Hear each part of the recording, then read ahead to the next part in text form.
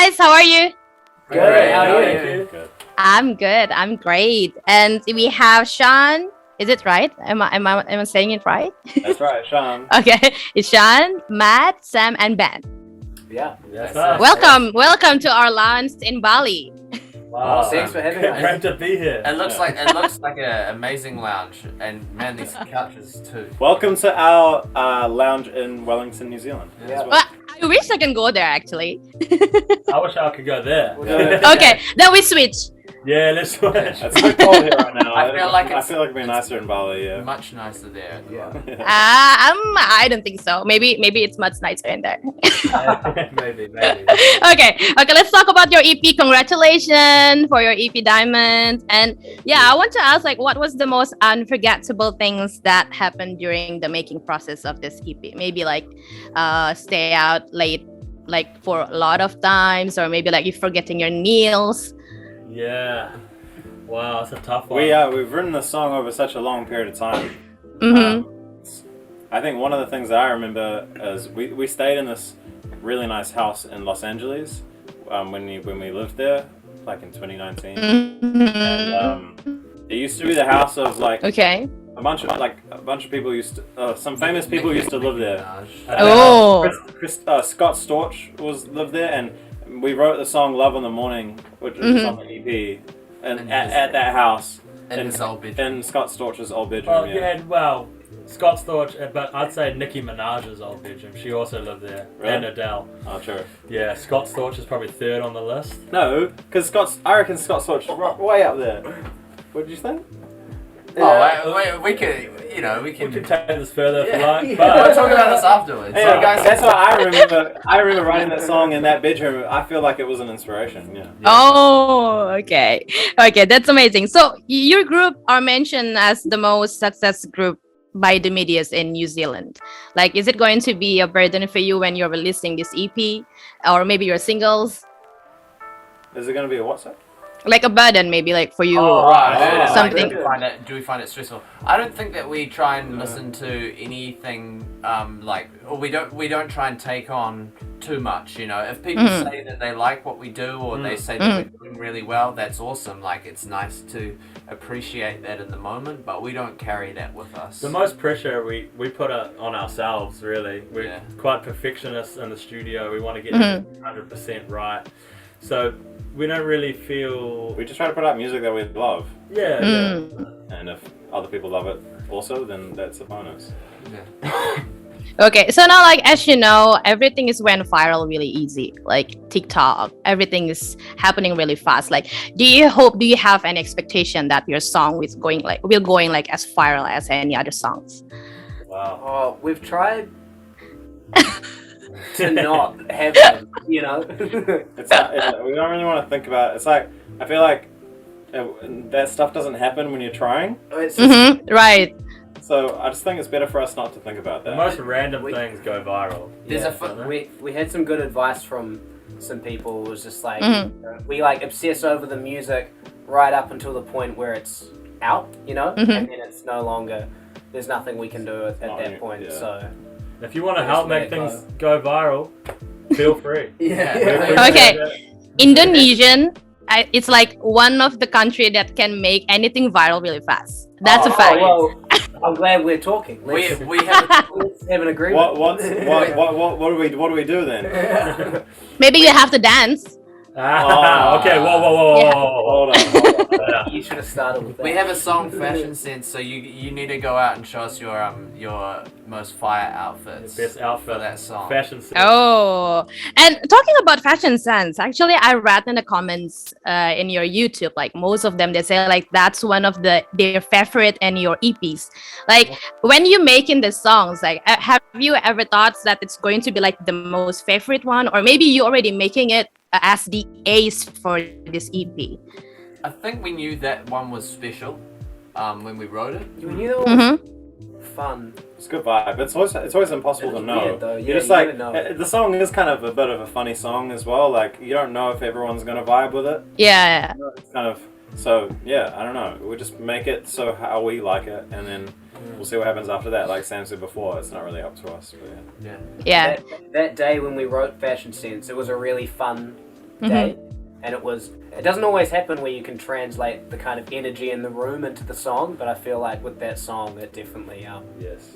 was captured, the vibe. Yeah, but for me personally, I can catch the vibes of Love in the Morning.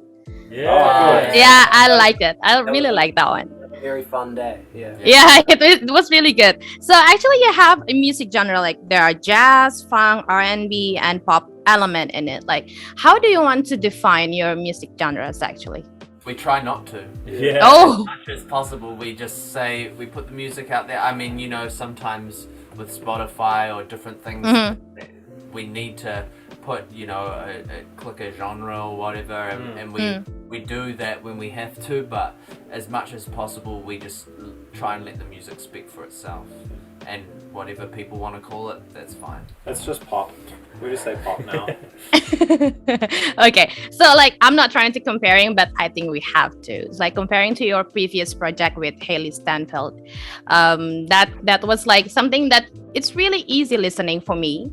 It's like the first time you hear it, like it's easily to catch. But like comparing to your EP, like it's getting more heavier. Like, do you think like to get a new listener to like to attract them to listen to your music, like do you have any strategies to it, or maybe like you have to listen to Fashion Sense first, then maybe like some of the list from your EP, like which one you have to listen first? I reckon any of them. Everyone's different. Yeah. Everyone's different. It depends what the individual person is into. I guess it is kind of heavier though. I think all the songs like stand by themselves. Yeah. We were really like, which one should we put out as a single? Like all of them could be for us. Like we just personally like all of them pretty like a lot. So I don't know really. It was fun making the order of them though, as you did, like figuring out the best way for them to flow throughout the EP. So we like starting with Crazy. It was already out, so first song. The second song, Fashion Sense, felt good. For the third song, Mad at You, drop it down a little bit, so you've got a bit of a journey, and then bring it back up with Love in the Morning, and finish on a massive high with Hollywood. Oh, it's huge.